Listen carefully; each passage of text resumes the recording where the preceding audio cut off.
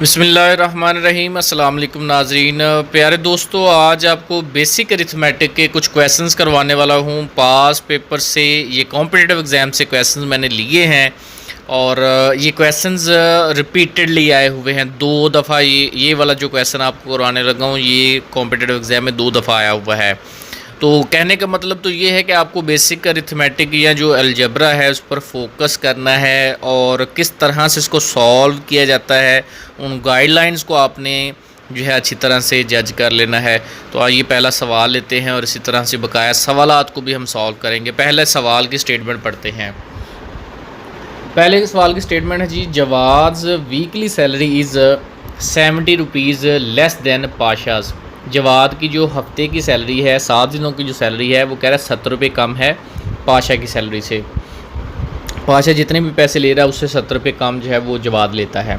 ये सीधी सीधी इसकी स्टेटमेंट है। उसके बाद कहा which is 50 rupees more than Maria's, और पाशा की जो सैलरी है ना वो मारिया से 50 रुपये ज़्यादा है।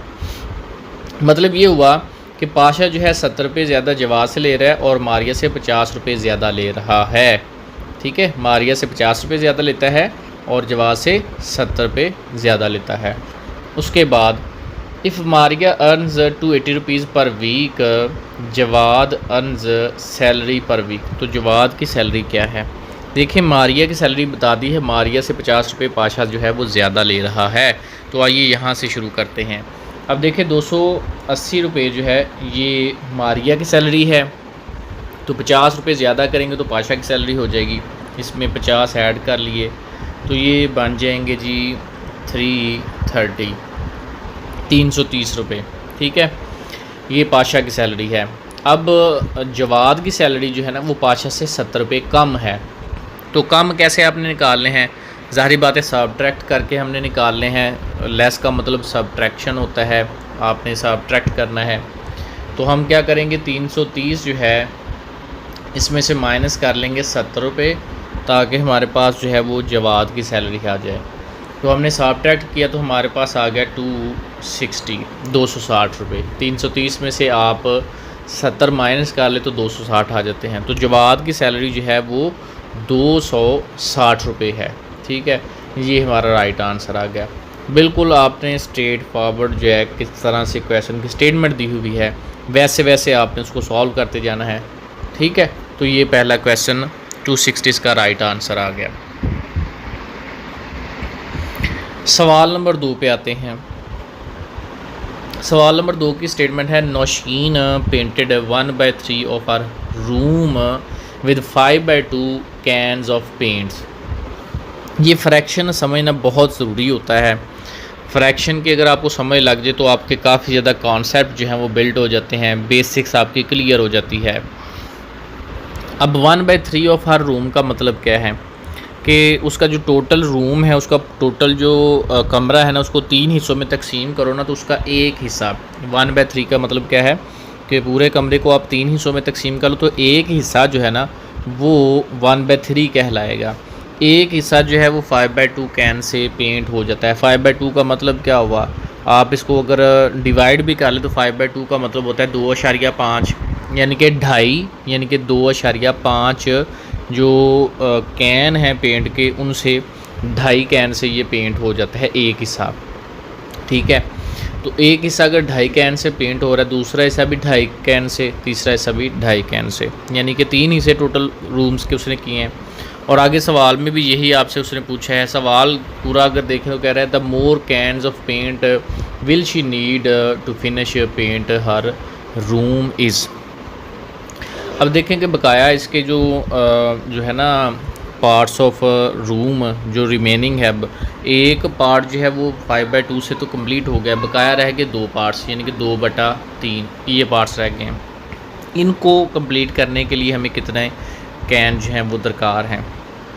बिल्कुल सिंपल सा है। यहाँ पर अगर एक हिस्से को जो है वो पेंट करने के लिए 2.5 कैन लग रहे हैं, 2.5, ठीक है, तो हमने अब 2 और हिस्से करने हैं। एक हिस्से के 2.5 और दूसरे हिस्से के लिए भी 2.5, तो 2.5 + 2.5 = 5। तो ये हमारा राइट आंसर आ जाएगा, क्योंकि 2 हिस्से बकाया रह गए थे, दो हिस्से जो हैं वो 2.5 ऐड आप करेंगे तो हमारे पास 5 आंसर आ जाएगा। क्लियर हो गया जी, ये हमारा सिंपल सा सवाल था। आई होप सो आपको ये भी सवाल क्लियरली समझ आ गया।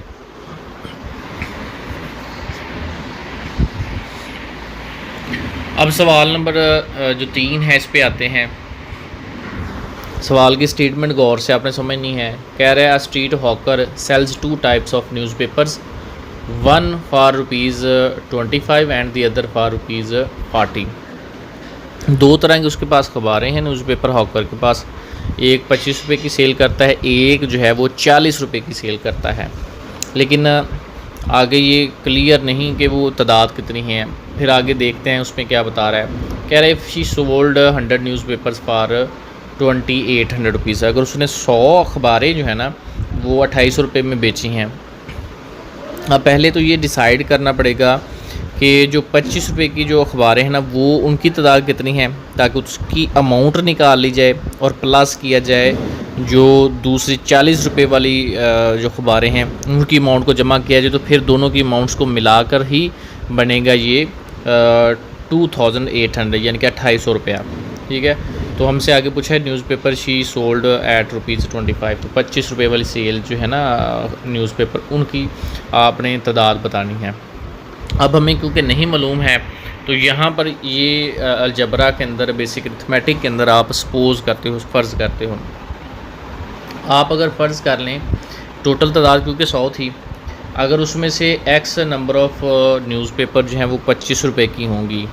ठीक है, अगर 100 टोटल उसने जो न्यूज़पेपर्स बेची हैं उसमें से अगर एक्स नंबर ऑफ़ न्यूज़पेपर वो 25 रुपये की उसने बेची होंगी तो 100 में से वो एक्स तादाद आप सब्ट्रैक्ट कर लो तो फिर हमारे पास जो है वो बकाया रह जाएंगी 40 रुपये वाली अखबारें। यानी कि मतलब ये हुआ कि ये जो यहाँ पर अंडरलाइन मैं कर रहा हूँ ये 40 रुपये किसने अखबारें बेची हैं। अगर हम फ़र्ज़ कर लें कि एक्स नंबर ऑफ़ न्यूज़पेपर जो हैं वो 25 रुपये की उसने बेची थी, टोटल 100 बेची है ना, उसमें से आप 25 वाली लता कर लो तो 100 में से वो 25 की तादाद आप माइनस कर लो तो बकाया जो है वो 40 वाली रह जाएंगी। तो ये हमारे पास तादाद हमने निकाल ली है। ठीक है, ये 25 रुपये की तादाद है न्यूज़पेपर की और ये है 40 रुपये वाली न्यूज़पेपर्स की तादाद है। ठीक है, अब जब आप तादाद डिसाइड कर लेते हो नेक्स्ट स्टेप क्या होता है कि उस तादाद के साथ आप एक न्यूज़पेपर की जो प्राइस है उसको मल्टीप्लाई करोगे तो टोटल प्राइस आपके पास आ जाएगी। यानी कि ये तादाद है 25 रुपये वाली न्यूज़पेपर की, इसके साथ मैं 25 को मल्टीप्लाई करूँगा तो अब हमारे पास ये टोटल अमाउंट निकल आएगी। ठीक हो गया।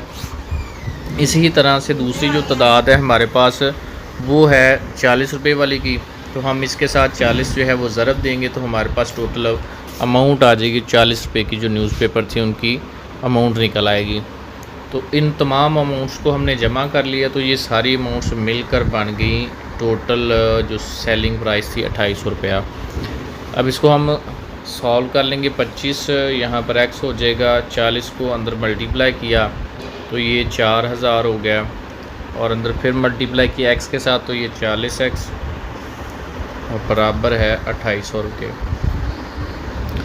25 में से 40 आप निकाले माइनस के 15 रह जाएंगे, 15 एक्स और 4000 उधर जाके सब्ट्रैक्ट हो जाएंगे तो इधर माइनस के क्योंकि 4000 बड़े हैं 2800 में से निकालेंगे तो 1200 रह जाएंगे। ठीक है, अब ये माइनस माइनस से कैंसिल आउट हो जाएगा तो 15 एक्स बराबर हो जाएगा 1200 के। तो इधर हम इसको अब सॉल्व करेंगे। 15 एक्स बराबर है 1200 के,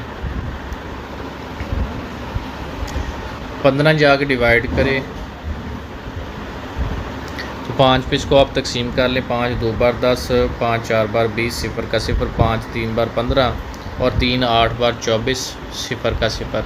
तो x की वैल्यू जो है वो 80 आ गई। ठीक है, x की वैल्यू क्या है 80 आई है। तो यही x हमने फ़र्ज़ किया था कि if number of 25 rupees newspapers are x, तो वो अगर हमने लेट किया है कि x जो है 25 रुपये की जो न्यूज़पेपर है उनकी तादाद है तो फिर हमारे पास जो वैल्यू आई है न्यूज़पेपर की वो 80 आई है। तो 80 हमारा राइट आंसर है। ठीक है, आपने ऑप्शन में से यही सिलेक्ट करना है। तो ये सिंपल से सवालात थे बेसिक अरिथमेटिक के अंदर।